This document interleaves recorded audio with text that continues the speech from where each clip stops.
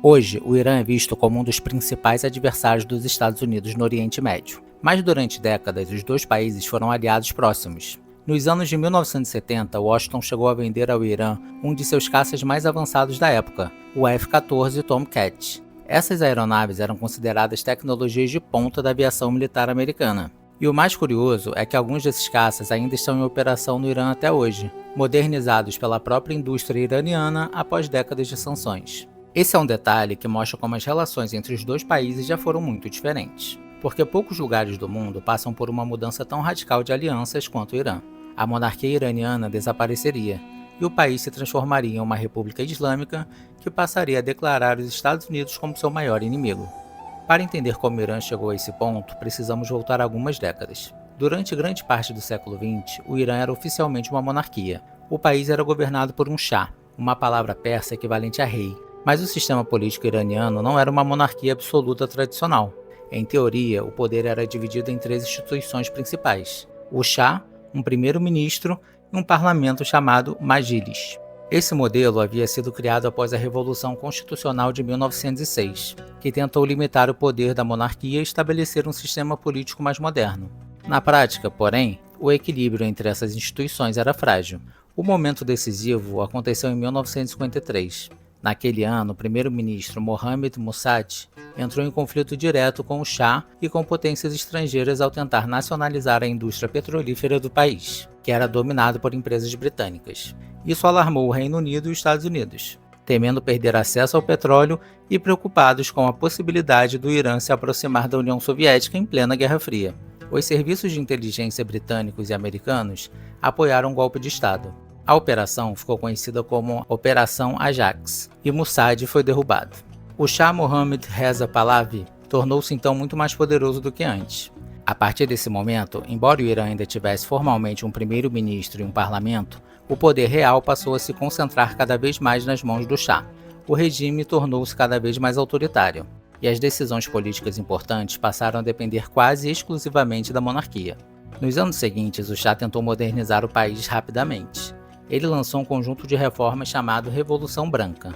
Essas medidas incluíam industrialização, reforma agrária, expansão da educação e maior participação das mulheres na sociedade, o que para muitos observadores do Ocidente parecia um avanço evidente, e do ponto de vista econômico, o Irã cresceu rapidamente. Mas o Irã é uma sociedade milenar, herdeira de uma tradição persa profundamente ligada à religião e a costumes culturais muito antigos. Para parte da população, aquelas mudanças rápidas não pareciam apenas modernização, pareciam uma ruptura com sua própria identidade.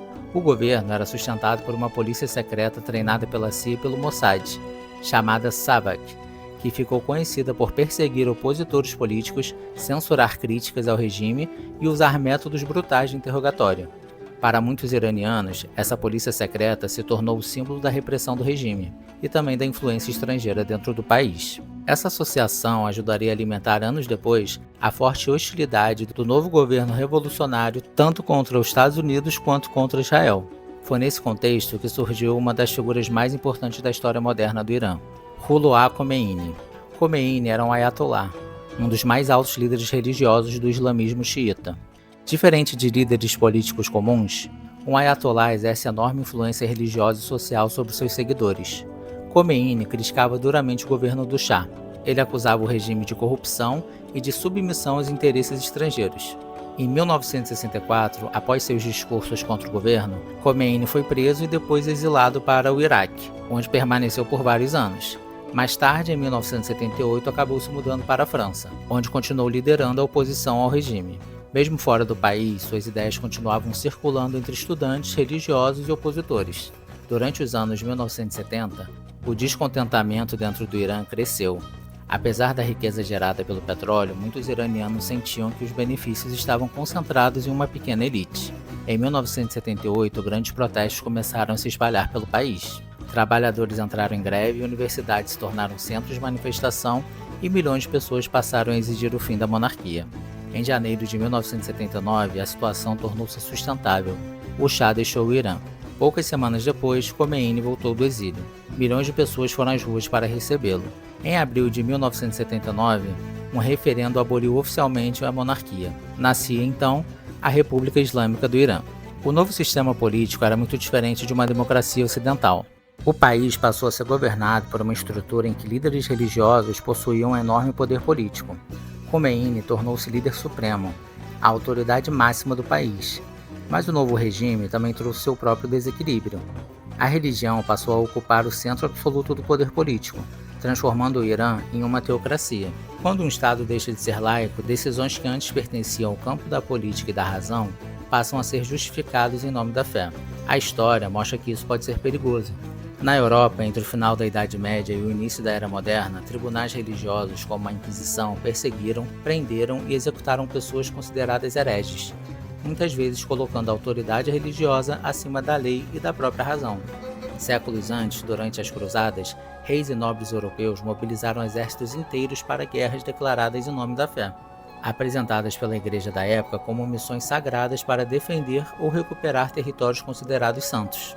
Quando decisões políticas passam a ser justificadas exclusivamente pela religião, o espaço para debate, crítica e liberdade costuma desaparecer.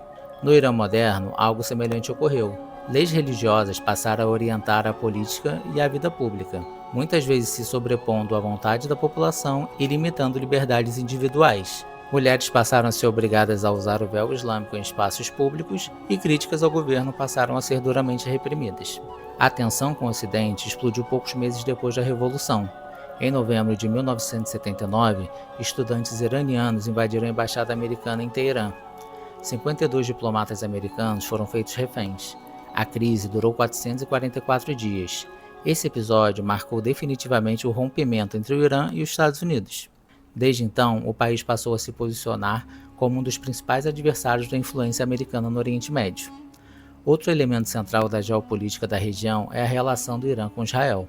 Israel considera o programa militar e nuclear iraniano como uma ameaça direta.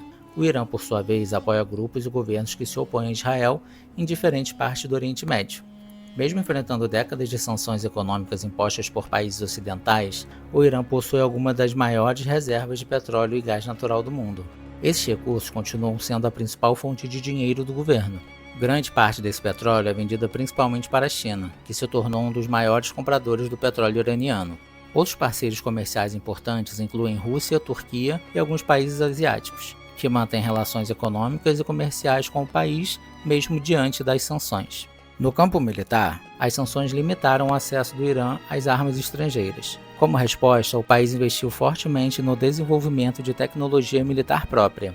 Hoje, o Irã produz mísseis balísticos, drones militares e sistemas de defesa, muitas vezes baseados em engenharia reversa de equipamentos estrangeiros ou em cooperação tecnológica com países como Rússia e China. Essa estratégia permitiu que o país se tornasse uma potência militar regional mesmo sob pressão internacional. O Irã não está totalmente isolado. Ele apenas opera dentro de um sistema de alianças e relações comerciais diferente daqueles dominado pelas potências ocidentais. Essas redes comerciais ajudam a explicar como o país conseguiu sobreviver por décadas mesmo enfrentando sanções internacionais. Mais de 40 anos depois da Revolução de 1979, as consequências daquele momento ainda moldam o Irã, o Oriente Médio e a política mundial. Se você gosta de entender como as decisões do passado ainda moldam o mundo de hoje, curta o vídeo e se inscreva no canal, porque aqui a história não é só sobre o passado, ela ajuda a entender o presente e, quem sabe, construir um futuro melhor.